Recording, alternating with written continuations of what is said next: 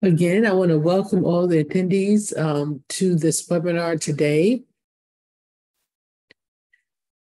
Thank you for taking time out of your schedule to just participate today in what we all recognize as an important day in our history and in observance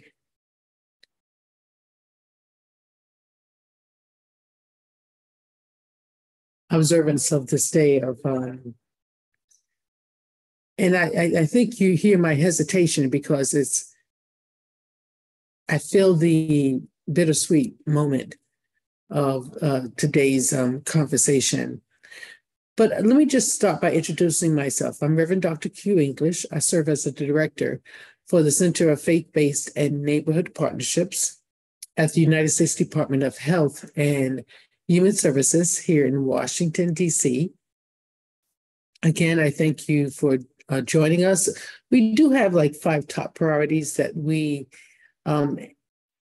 engage in as a department, and that is maternal health, mental health, particularly emphasis on youth mental health, suicide prevention, substance use disorder, inclusive of focusing on overdose prevention, along with our ongoing work, as you know, as Health and Human Services around encouraging vaccinations and vaccinations and other things that pertains to what we are encouraging you today to do, booster shots, etc.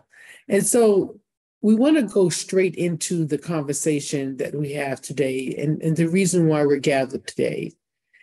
And today we are gathered for a somber reminder of our past. And so when you hear me create these pauses and sort of unscripted words of what we're really dealing with today, it's because of the somberness of our past. In observance of this Saturday, January 27th, being International Holocaust Remembrance Day, we are gathered together to remember the 6 million Jewish victims of the Holocaust and the millions of other victims of Nazi persecution. And I want to start our time today with a moment of silence to honor these millions of victims. And during this time, we can all take a moment to pause, reflect, or as your tradition allows, pray. So let's just take that time now for 30 seconds.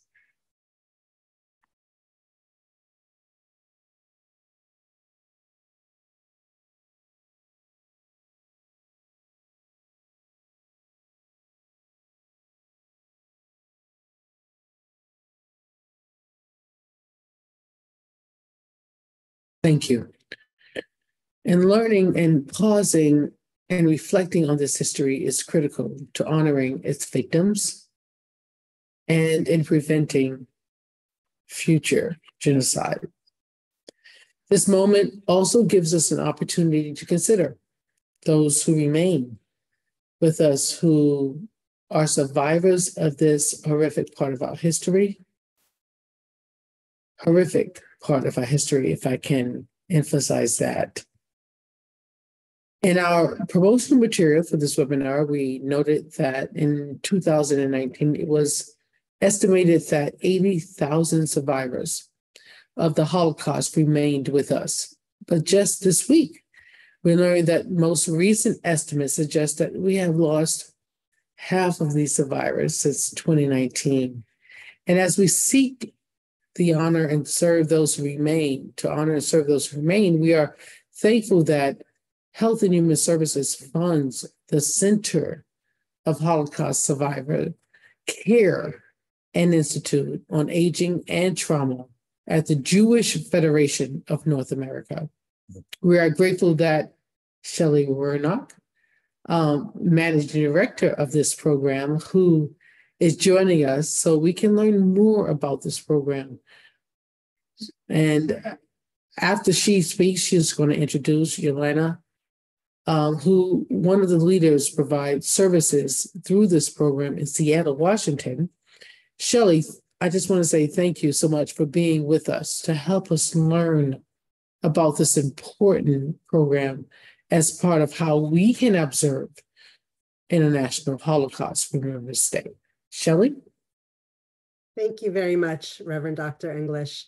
I appreciate the opportunity to be here with you as we observe International Holocaust Remembrance Day.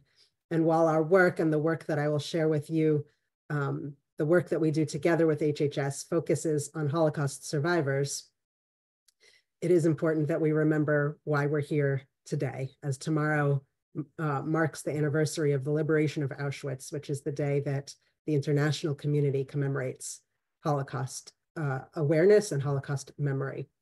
And I'm going to try and get through this next part without crying. I normally can't, but one of the most important things that we do is remember names of people who have passed. And one of the most challenging aspects of remembering the victims of the Holocaust is that we don't have all of their names. There are some people, for example, people in my own family, my grandfather's children, or not children, I'm sorry, his sister, his parents, we know their names, we remember their names. Their names were Rachel, Leah, David. But there are so many communities, entire communities that were wiped out, and we don't have anyone left to remember even a single name from that community. And that is our serious challenge, is to remember the people for whom there is not even anyone left to remember them.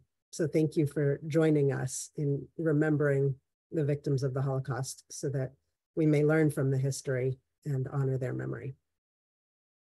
I'd like to now share my screen and explain a bit about Aging with a History of Trauma, which is the grant that HHS, through the Administration for Community Living, funds the Jewish Federations of North America to help. We at the Jewish Federations of North America are honored to work with the Administration for Community Living to ensure that all older adults have the ability to age with dignity, with grace, and with a recognition that their past impacts them as they age.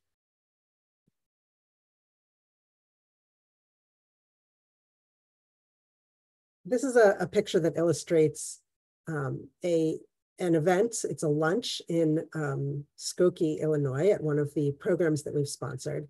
This is an example of a lunch that we would say is person-centered and trauma-informed. And I'll get more into what that means in a moment. But at a lunch that recognizes someone's trauma history, you would make sure, for example, to not have a buffet line in this lunch, because someone who has suffered food insecurity in the past, or who has been starving in the past, in the situation of Holocaust survivors, may be concerned that there won't be enough food by the time they get from the end of the line to the front of the line. So instead, you would have plated meals around tables so that everyone knows that there will be food, and even to-go boxes or to-go bags on the tables so that everyone knows there's going to be an abundance of food and you're welcome to take it home. You don't even have to ask. This example shows how an organization can set the environment so that a program recognizes that there may be a trauma history present and takes that into consideration so that the people will actually feel comfortable and use and attend the program being offered.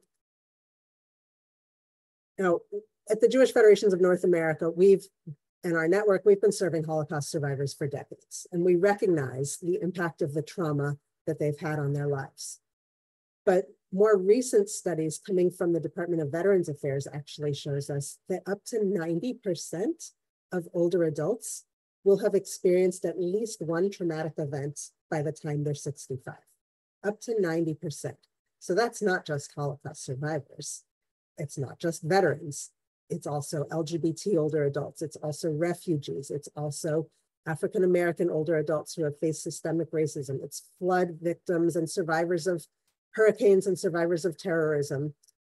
You name it, the number of tragedies and traumas that a person can experience throughout the life course is innumerable. And so that's why we espouse the person-centered, trauma-informed approach in order to make sure that everyone can access services they need to age in place and age gracefully and age with dignity. Now, not only is trauma widespread, but trauma has impacts on health. It can impact cognitive health, physical health, mental health, and it can impact you in ways that you might not even associate with that initial trauma. And actually, throughout the life course, this association can change. And sometimes the normal events in aging can trigger a trauma response subconsciously. So for example, something that's very typical as one ages, maybe you might need to use a walker to get around instead of relying on your legs alone. So somebody who in the past may have needed to rely on their own strength, on their own legs, for example, a Holocaust survivor who was in a concentration camp and needed to show that they were strong and stand up strong at lineup, or else they would be shot. That is one example. But even someone who may have faced many physical threats earlier in their life and needed to run away, knowing that they would not be able to run away now because they have to use a walker, can evoke anxiety in that person. Or wearing hearing aids, knowing that you wouldn't necessarily be able to hear a threat coming on, even if there was no threat coming on at that moment. Other triggers that you can see on the left side of the screen, loss of independence, loss of control that some people may experience as they get older, and evoke earlier periods where someone may have felt that they didn't have control over their life and they didn't have control over their destiny. Also having to move to a new location, sometimes a location that may not be your choice or you may not wish to move, can evoke back to earlier experiences of relocation, involuntary relocation. So these symptoms can emerge later in life. And what the Jewish federations and the agencies that have been working with Holocaust survivors have developed is an approach to helping older adults. And that approach is called person-centered, trauma-informed. It is not a specific type of therapy. Sometimes people think that it is a therapy, and it's not. It's an approach or a framework that recognizes that there is a trauma history and uses that knowledge and that recognition in order to make all policies and programs and procedures trauma-informed, meaning as acceptable and a way of minimizing triggers so that people will actually use the services that we're trying to provide. SAMHSA has developed 6 principles of trauma-informed care. We have combined those 6 principles that you see here with the person-centered principles of self-determination and individual preference into the person-centered trauma-informed framework. That means making sure that people feel safe, physically safe, emotionally safe in a space, making sure that signs are clearly marked where emergency exits may be, making sure that everything you do is transparent. I know we saw this a lot with COVID policies and vaccination policies, where maybe sometimes organizations or health centers were not giving all of the information or didn't know all of the information, and that transparency, that lack of transparency or lack of trustworthiness made people hesitant to receive vaccines. Peer support, mutuality and collaboration, empowerment, voice and choice, and cultural, historical, and gender issues are all extremely important in making sure that someone will accept the care that we are trying to give. And we have seen these principles applied in Holocaust survivor settings and now also other settings where through our work and through the education and training that those we have worked with are now going on to give, we're seeing these principles and these frameworks being applied to other populations of older adults who have a history of trauma as well. And I'll say one thing that is really important about this is that the risk, if we do not make sure that we have a person-centered and trauma-informed environment, we risk re-traumatizing the very people we're trying to help. That example that I spoke about, if someone fears there may not be enough food, that could be re-traumatization without them even knowing why they might be feeling anxiety in that line. They may choose never to come back to that meal program again because they experienced anxiety. And therefore, they're not utilizing the service that we're trying to provide. And of course, they're being re-traumatized, which we would never want to do. So not having this person-centered trauma-informed approach can result in re-traumatization. It can result in misdiagnoses. You might have people in a care setting, in a hospital setting or a nursing home setting, that may be labeled as non-compliant, when in reality, a response and a behavior that they're exhibiting is actually a reaction to a prior trauma. So it is important that we make sure that we have these principles in use to avoid some of these negative impacts of not using a person-centered trauma-informed approach. Our work exists in multifaceted ways. We issue grants to local organizations to provide services in a person-centered trauma-informed way. Those grants impact physical health, mental health, cognitive health. They help people give access to other community-based services. We also train organizations, as well as help those organizations to train entire communities on the person-centered trauma-informed approach. We offer coaching, and we provide evaluation and research about these approaches. Thus far, we've served a number of different settings, and since 2016, when the program began, 46,000 Holocaust survivors, and 21,000 professionals, 8,000 family caregivers, and over 14,000 other older adults who have a history of trauma. That's across 21 states, and actually soon we will be expanding to even more states and serving more diverse older adults with a history of trauma. It's important to note that this approach is universal. It can be used anywhere at any time by anyone, not only in healthcare settings, but even, I use the example of a football team can be trauma-informed. I heard that the Minnesota Vikings team has a sensory room at the stadium for people who may need that. That's trauma-informed, and that's not a healthcare setting. We often give tips to journalists who are interviewing Holocaust survivors or other older adults on how to conduct an interview in a person-centered and trauma-informed way. An agency's space can be trauma-informed. I mentioned signage in multiple languages. We can have trauma-informed principles in working with staff and making sure that all staff are taken care of and understand that they have a safe space in which to conduct their work. Because of that statistic, we know up to 90%, that's a lot of people. And we know that a lot of staff who have a history of trauma are the very people who are taking care of older adults.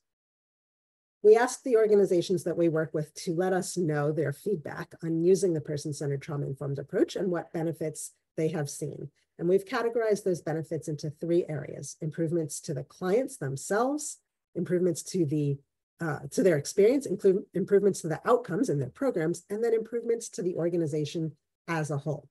So in terms of improvements to the clients, their relationships have improved, their understanding of the programs have improved, they feel more empowered.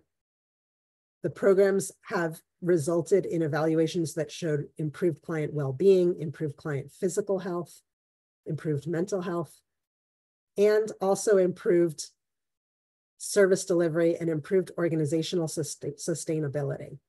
Benefits the organization as well, showing that the investment in person-centered trauma-informed approaches benefits the organization too. In that survey, we found out that 30% of organizations have capacity to provide care in this person-centered trauma-informed framework.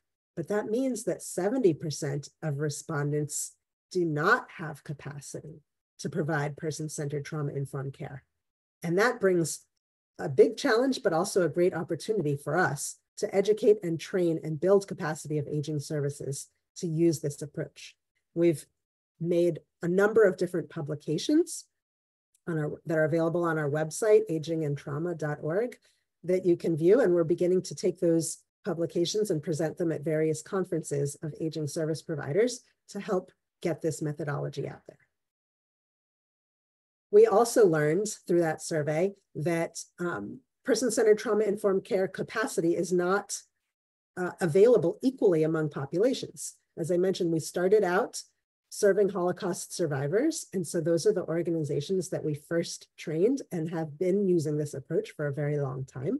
And so you see Holocaust survivors at the top of the list. Organizations that serve Holocaust survivors feel confident in their ability to provide person-centered trauma-informed care. And you can see that there is a lot of room for growth among other demographics of populations that we can use the person-centered trauma-informed approach to help.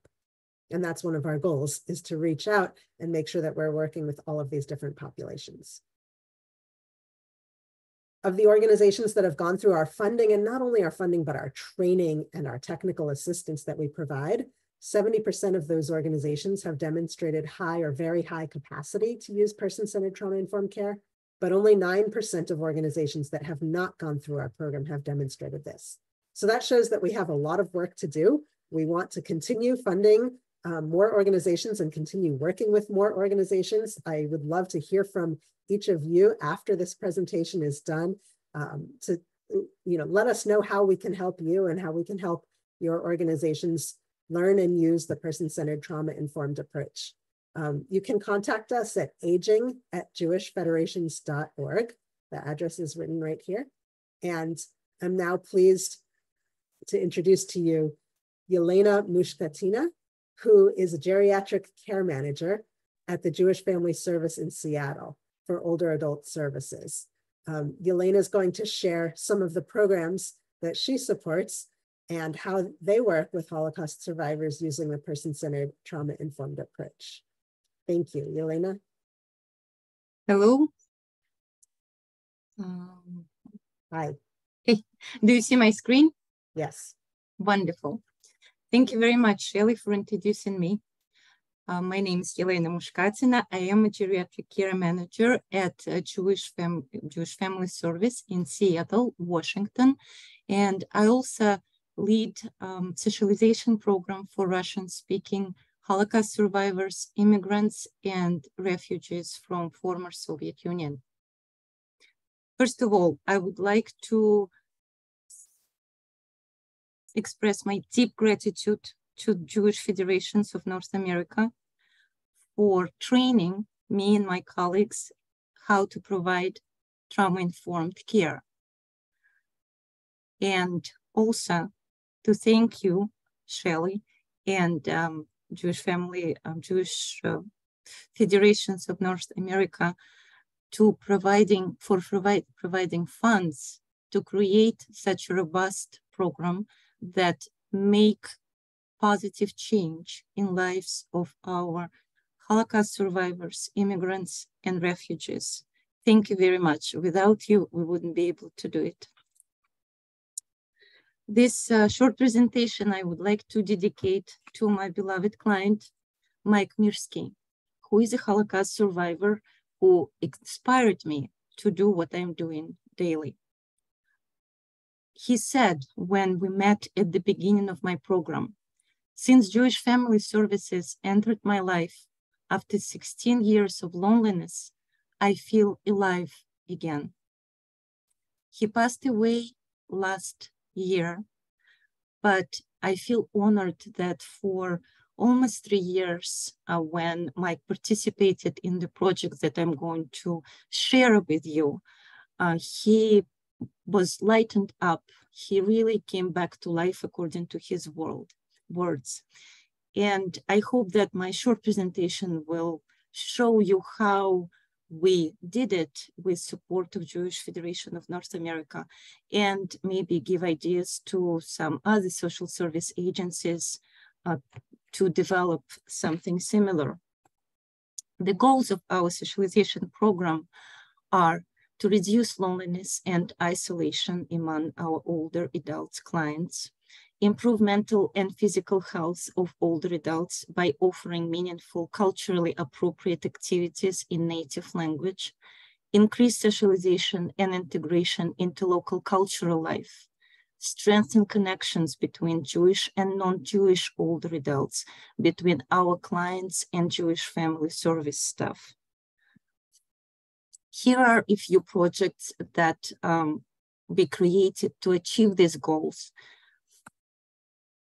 We publish newspaper that we do it ourselves. It's called in translation, Lighthearted News in Russian, where we publish poems, memoirs, and stories written by our Holocaust survivors. It's interesting that all our authors are Holocaust survivors who are talented, full of life, and full of desire to bring joy to our readers' lives. We have weekly virtual meetings traveling around the world, and we hire professional guides who bring our participants to countries they visited before or to states they've never traveled before. We offer art classes, cooking classes, Jewish cuisine around the world. We offer wellness groups that include lectures by healthcare professionals and walking groups. We actually bring people together to walk in local parks and to socialize. We create large gatherings around major Jewish holidays, and last year was second time when we had a Holocaust Survivor Day with participation of around 80 Holocaust survivors and their family members. We subscribe our clients to Russian-speaking newspapers and magazines and provide opportunity for them to discuss cultural, political news from these newspapers and magazines. And we organize outings to operas, ballets, musical, classical music concerts, everything for free to our participants. A few pictures of our projects. So as you can see, it's in our newspaper in Russian, where we write articles by ourselves about different employees of Jewish Family Service, but we write about them as human beings, not officials. This is an article about our CEO, where he shares his wisdom, his paintings, his family traditions. This is a poem, actually it's tango translated by one of our Holocaust survivors with whom who created presentation about tango. So participants of our events, Holocaust survivors quite often lead presentations. It's not only professional speakers, but our Holocaust survivors who take leading role of our virtual meetings.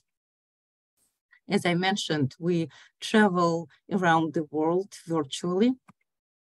Around Jewish holidays, we have big gatherings, concerts, and during COVID, when we couldn't come together in person, we gathered online. This is our Rosh Hashanah meeting with local rabbi that was followed by local Jewish singers.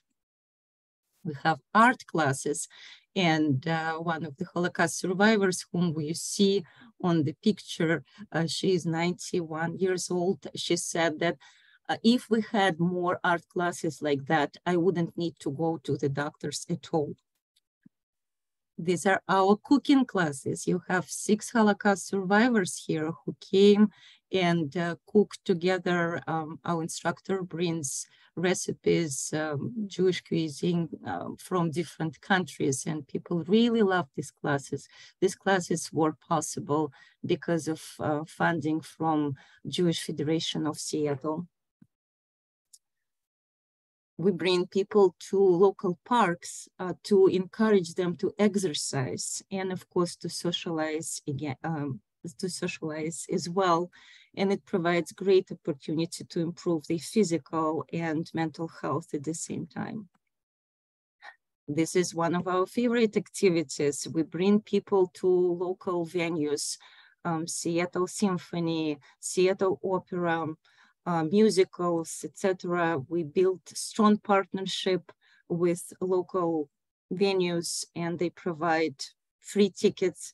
During December, we brought around 300 people to Nutcracker and Kiev Ballet.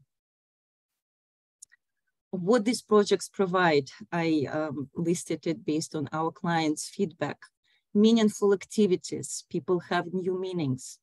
Feelings of being a part of a larger community, intellectual stimulation, peer-to-peer support. People meet each other, they support each other, especially right now when new immigrants come from the war zone. I connect them through these projects with Holocaust survivors, refugees from former Soviet Union who came long time ago, They become friends, they spend time together, they start to meet each other outside of our program. So new bonds, new connections are built. Integration to local community and better adjustment to immigration. As one of our Holocaust survivors said, you bring us happiness and joy. Now I'm looking forward to something interesting every week. She also said that now I feel dignity. I feel like a person again. Unfortunately, Holocaust survivor who would agree to present couldn't come today. So I put her paragraph feedback about our program on this slide. New country, new people, unknown culture and traditions, how to make friends, how to feel needed, to take part in the life of American society, not to feel lonely and be focused only on the past life. A miracle had to happen in order to become active, self-confident citizen, living happily, to feel like first-class citizens of a new country. And the miracle was the Jewish Family Service, an organization that helped us to gain confidence. Jewish Family Service has transformed, awakened, and breathed new life into our day-to-day lives. It became a challenge to have time to attend a variety of lectures, trips to parks in Seattle, outings to operas and classical music concerts. It is impossible to list everything.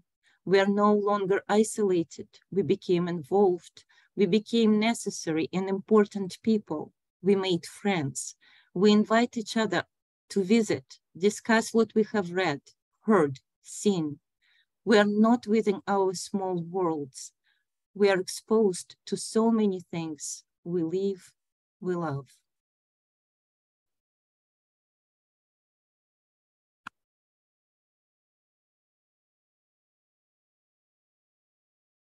Sorry, I'm trying to stop sharing. So as you can see, the program that we created helped our survivors to feel alive, to feel less isolated, less lonely, more involved in life around them. It will be third year this year that we will celebrate Holocaust Survivor Day. And it usually happens in June because of Seed of Dreams Foundation sponsorship. We're able to bring our Holocaust survivors and the family together.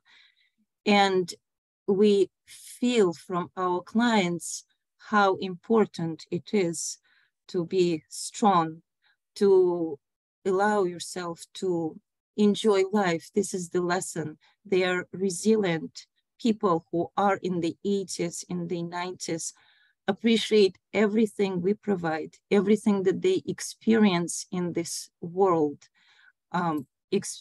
appreciate life.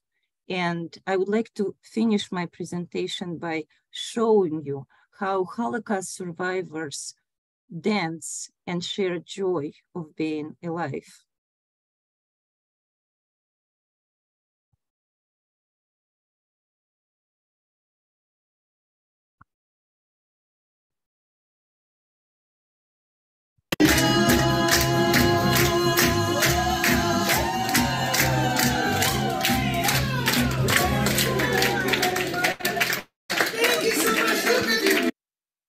This is our celebration of Holocaust Survivor Day in June last year. Most of these people who danced and sang are in the 90s. And that's what we're learning from our Holocaust survivors. That's how we get inspiration.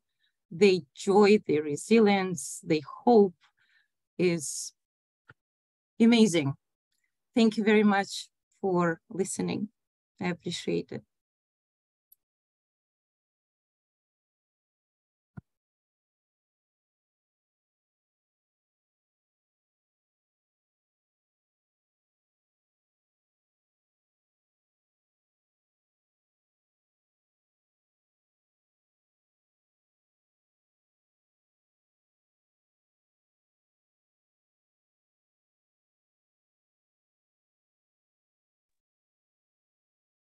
Good afternoon, everyone. Ben Odell with the HHS Partnership Center. Is Reverend Dr. English able to come on?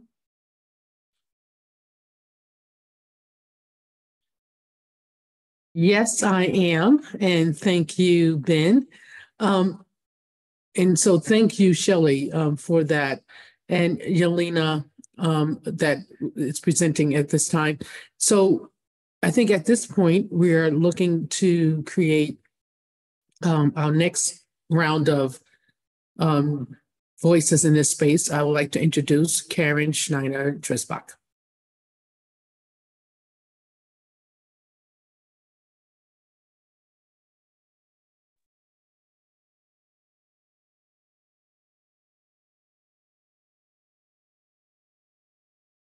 Hello and thank you.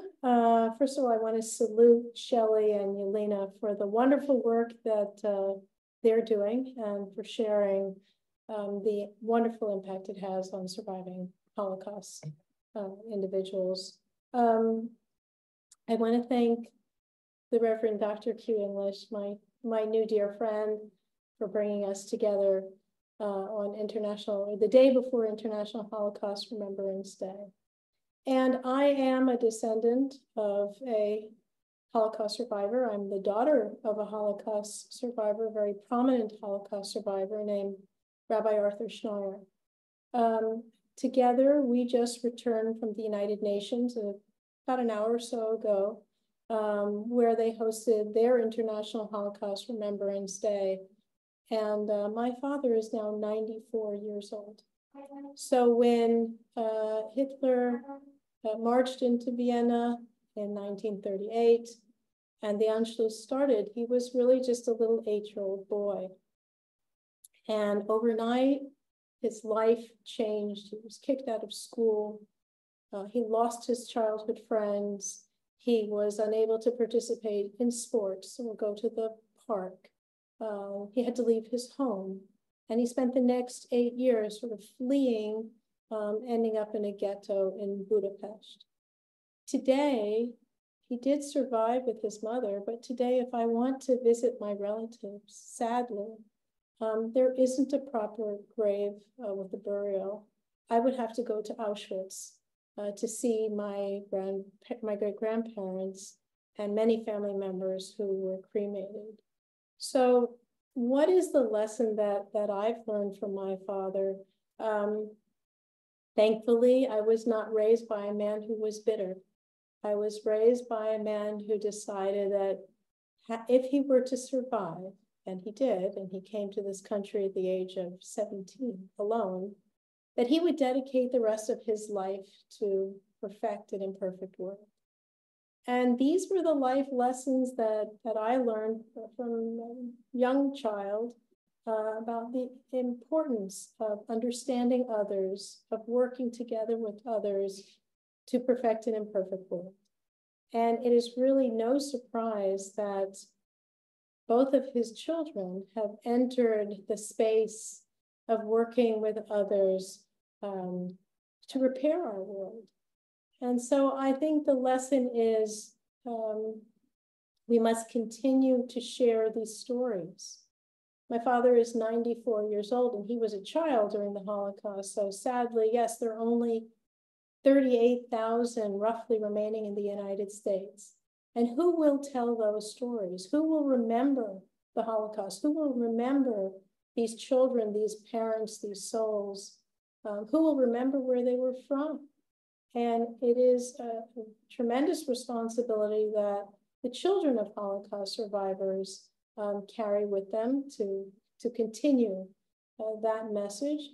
But we can't do it alone. And so going to the United Nations today and having this forum today, Q, allows us to have additional partners with us to work together to continue this message so that the lessons of the Holocaust are learned, and that is through education. And we must ensure that these atrocities and these 6 million lives, Jewish lives lost, and others that were lost, that their lives are not forgotten, that their lives are not taken in vain. And together, I hope through education, we will continue to reach out, to reach across bridges, build bridges, so that we never again will see the atrocities that were experienced during World War II. So I thank you. I encourage all of you, and remember those incredible lives. And if we could all leave today with the message of we must work together, we must respect each other and our differences, and together we can perfect this imperfect world. Thank you.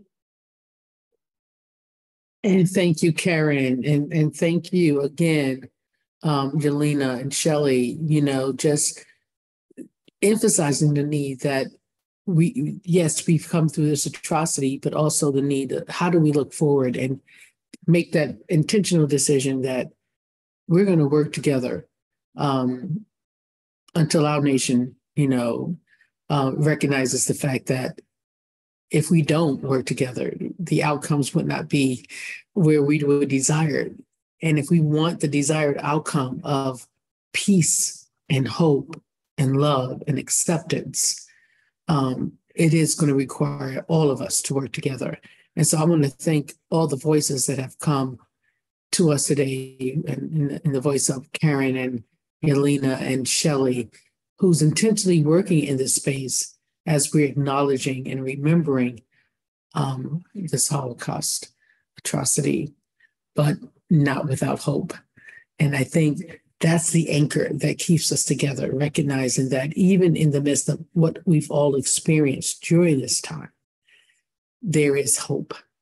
And I always say that as long as there is breath, there is hope. I'm very grateful for those that have, joined us today. In our closing conversation, I would like to invite Reverend Rauschenbusch to bring it on home for us, as we would say in our tradition. But Reverend Rauschenbusch is a contributor to this space in the work that he has done. Reverend Paul Brandeis, let me be proper in that space. Reverend Paul Brandeis Rauschenbusch, he's going to discuss at this time examples of allyship with the Jewish community. So I'm turning the mic over to you, Reverend Rauschenbusch. Thank you so much, Reverend Dr. English, and to those who spoke before. I'm incredibly moved, honored to be with you in this space, and just want to acknowledge, a story when my family, the Brandeis family, is from Prague, and when we went back to Prague, most of my immediate family had emigrated well before the Holocaust, but going back to see the Holocaust remembrances and seeing the Brandeis name and on plaque after plaque after plaque, and recognizing just the devastation. And today we're thinking about those who went through it personally and the trauma that they experienced and continue to wrestle with, to live with, and how it is upon all of us. It is not the sole responsibility of the Jewish community or of the Jewish Federation. Amazing work. It is up to all of us to create a society, a world in which the trauma that Holocaust survivors have to deal with on a day-to-day basis is not emphasized by the society in which they live. And so I am very honored to be the president and CEO of the Interfaith Alliance, which is a 30-year-old organization that brings people together from across difference to work together to create a society, a world where everyone receives dignity, regardless of their religious background, ethnic background, their experience, that we come together for one another. And we also, in that work, create laws, create protection for our people. We also show up to fight hate and discrimination against various religious folks. And right now, I don't need to tell anyone on this call the spike in anti-Semitism that is happening in this country, that is actually also accompanied by a spike in anti-Muslim hate. There, as I have so appreciated the generosity of everyone who has spoke, who has emphasized that this is work that primarily is helping the Holocaust survivors, but it has implications and an invitation to invite all those who have experienced the trauma, terrible trauma of this kind of hate. And so we work to bring together people who are willing to show up for one another. And so that has been our mission. And I just want to, talk about how important it is right now to show up for one another. I just had the honor to interview Rabbi Sharon Brous, who has a new book called The Amen Effect. And it's a beautiful book. And the way she understands even the word amen is we show up. We are a blessing to one another. And one of the things that we are trying to do right now is to encourage communities in this difficult time where many people are feeling trauma and many people are experiencing hate, to show up for one another. And I offer that as what it means to be allies to Holocaust survivors and their families, is that we need to show up. We need to show up and by our physical presence and by our voices say we care, that it matters that what was happened in the past, and it matters just as much how we show up in this moment, in the present, to be there for one another and to be part of what will create just the stories that were told earlier about the lives that are being lived. But we have to be a part of a surrounding community and a surrounding nation that values these lives, values the lives of people who have gone through the Holocaust and all Jewish people, as well as all people of other traditional backgrounds. And so I recognize that we are living in a difficult time.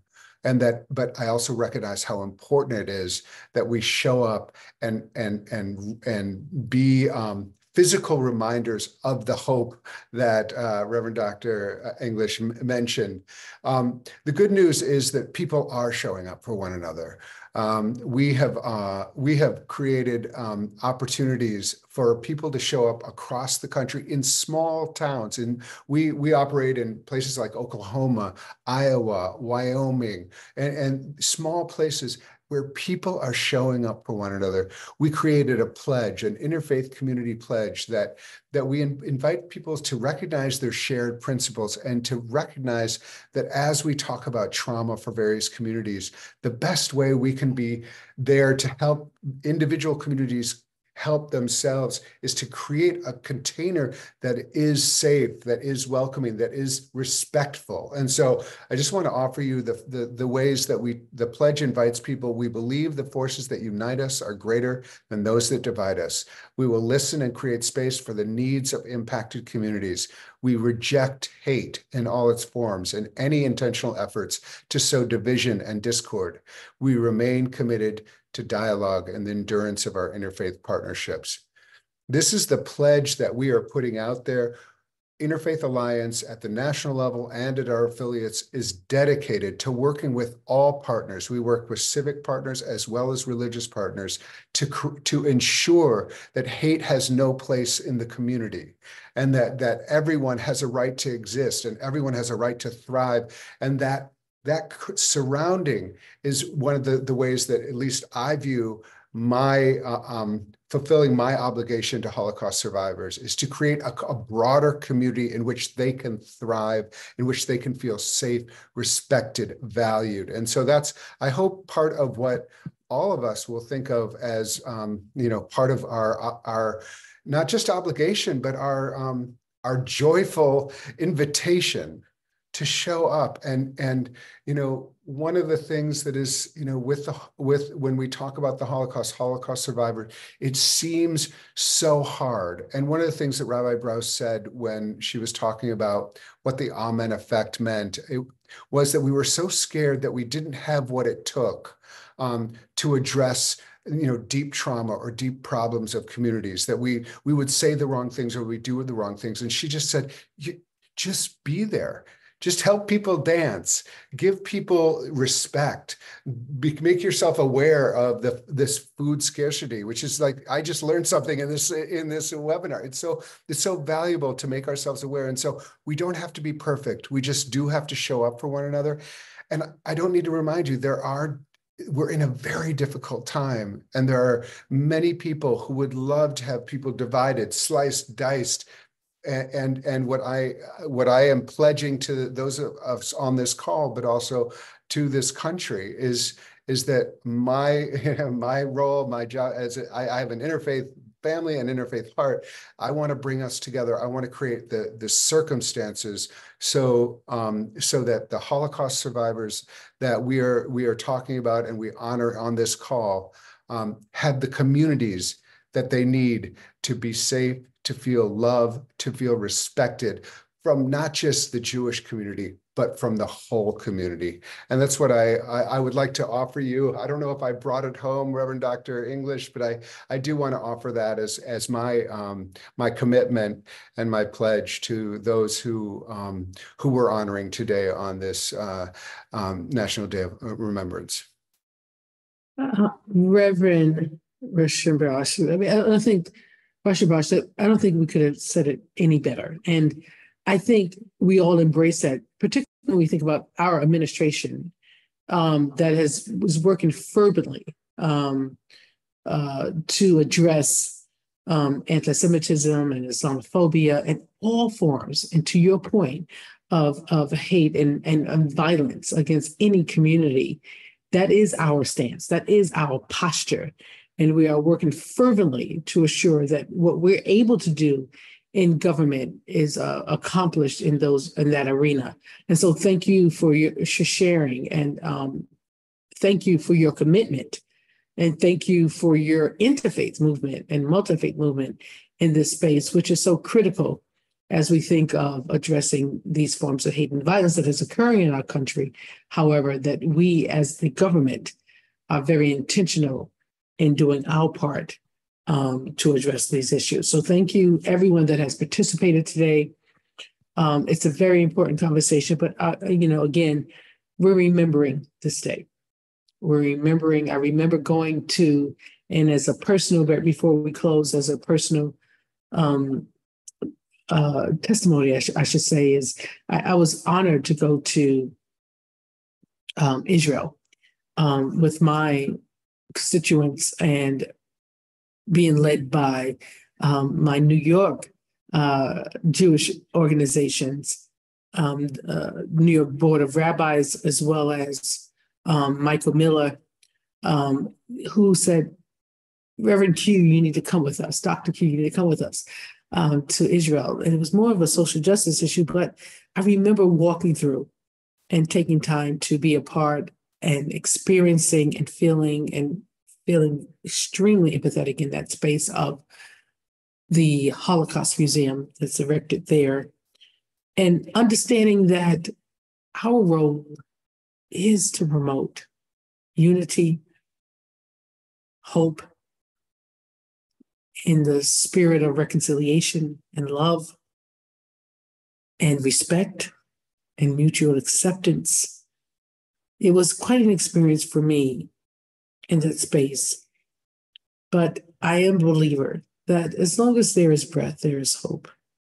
And although we have experienced severe atrocities on this day and in other spaces of our religious and, how we embrace religion and non-religious embracing, we all know that in order for us to be whole and for healing to begin or continue in some spaces, is that we do have to, as many have shared on this call today, embrace mutual acceptance, respect, hope, and work toward unity in the spirit of love. Our administration is committed to making sure, on assuring on our part, and what we are able to do that is our reality. Thank you so much for joining us today on this call as we remember our Holocaust Day. Thank you. And looking forward to continuing our relationship. Let not this day be the end all, but let this conversation continue into a deeper space of healing and acceptance of all. Thank you.